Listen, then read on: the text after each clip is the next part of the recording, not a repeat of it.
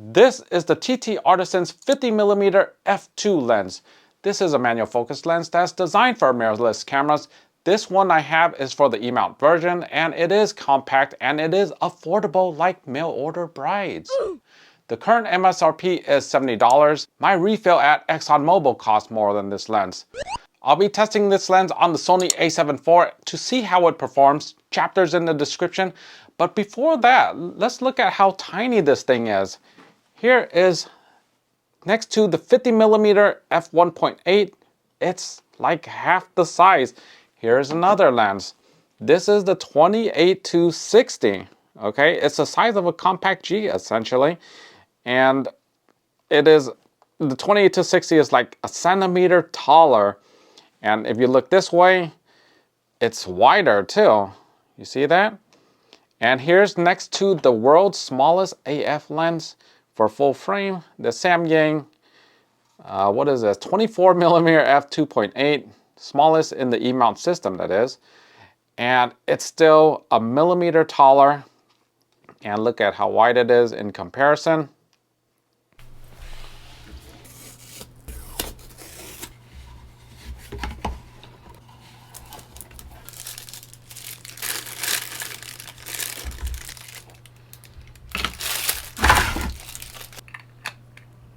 The manual focus ring is nice and smooth, and as you get closer to the max magnification, it extends. And once you go back towards infinity, it retracts.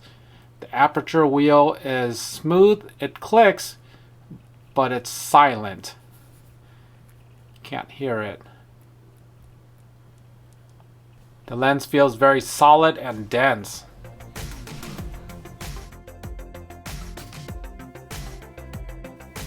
So what does f2 mean for you? It means that you'll be taking photos or videos with relatively low ISO. You'll be preserving more detail. You'll preserve more image information like color and tonality. There is less strain and gain put on the sensor. The TT Artisan's 50mm f2 has a certain glow to it. Do you notice it in this sample right here? It's not a high contrast, high cutting machine. This is not it. What it is a vintage style lens that just absorbs a ton of light, and it's small and lightweight. This is an f2 lens, and with a modern body that is good with high ISO, this lens can practically see in the dark. Let me know in the comments below what you guys think. Here is minimum focus distance. It is 0.5 meter. Right there should get some of the one in the middle should be in focus now. It's kind of tricky keeping the autofocus. All right, there is no autofocus. Keeping the focus on that one. You just have to use your peaking. That's 0.5 meter. All right, we're gonna focus on this right here, this tree right here, and about 6 feet away or 2 meters, just to see how the background blur looks. And for about $70 or $80, whatever this lens goes for, I think that's a pretty darn good price for what you're getting. It's a budget way of getting really nice background blurs. We'll check out this alternative angle, kind of in a backlit scenario. Flare, and oh, that flare is getting out of control. All right, we're going to have a look at the TT Artisan's f2 wide open on the left side, Sony f1.8 wide open on the right side. Here's the center, and I think they are fairly close. The Sony has better contrast, but the sharpness is very close. Here is the mid frame. Okay, and TT Artisan might even be sharper. However, once it gets to the edges, that's where the TT Artisan falls apart fast. As you can see here, it's just way better preserved on the Sony. Moving to f8 on both lenses. Sharpness is the same. However, look at that difference in contrast. More of the same on the mid frame. And at the far edges, the TT Artisan is okay. It's behind the Sony. So if you're looking for super crisp edge-to-edge sharpness, this lens can leave you wishing for more. Alright, time to check out the flaring. Here you go. As you can see, this is wide open. And it can get a little bit messy right here. You can use this to your advantage, of course. Or if you don't like it, you can actually use a hood, which is not provided. You can see right there. That would clear a lot of it up, not all of it. So a decent sized hood would be able to help this issue out. Other than that, you have typical vintage style lens with a good amount of flare. Alright, next up we're going to look at the Sun Stars. This is wide open f2. There's not much going on.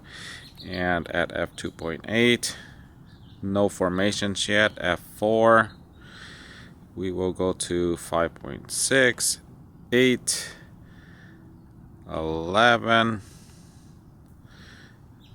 11 it starts forming.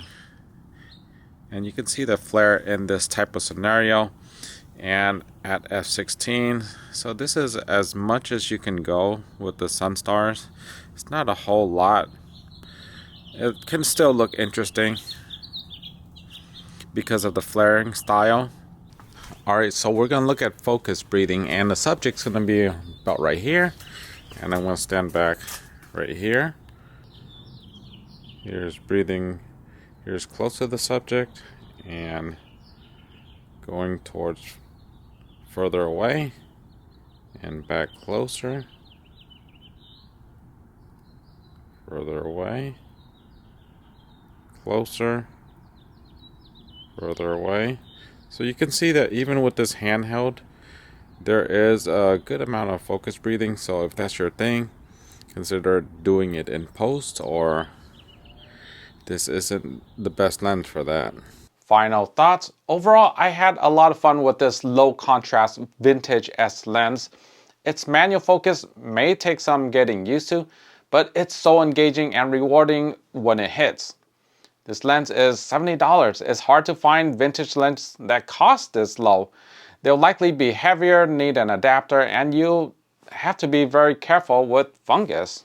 It is $70 and you are getting a pancake lens. You are getting a 50mm, and I think it's the longest lens that's that small. It's one of a kind. Within my gear collection, I tend to have a pure manual lens for the sake of keeping it fresh and different. And if you have the urge to try out a lens like this, you may come to the same conclusion as mine, in that this is fun to have, fun to use for a few reasons. It's inexpensive and it's fast.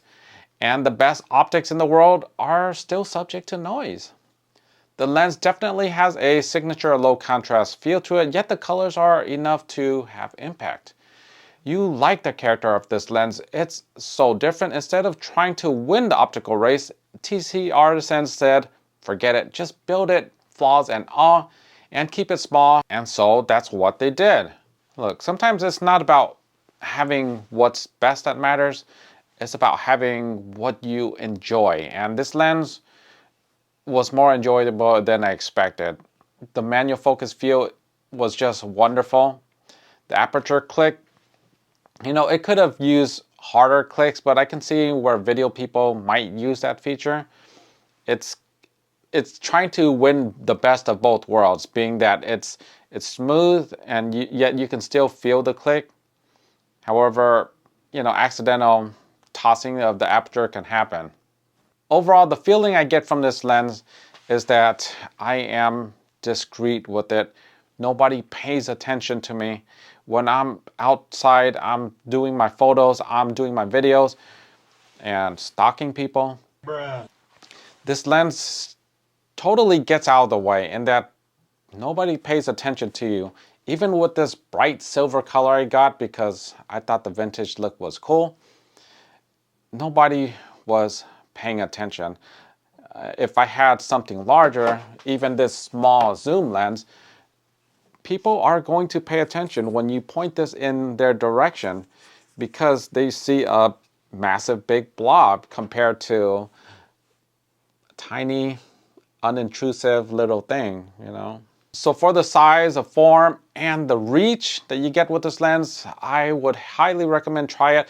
If you guys know of anything better than the TT Artisan's 50 that is equally small and discreet, let me know in the comments below. Thank you so much for watching. Be sure to like, subscribe, share. See you in the next one. Take care.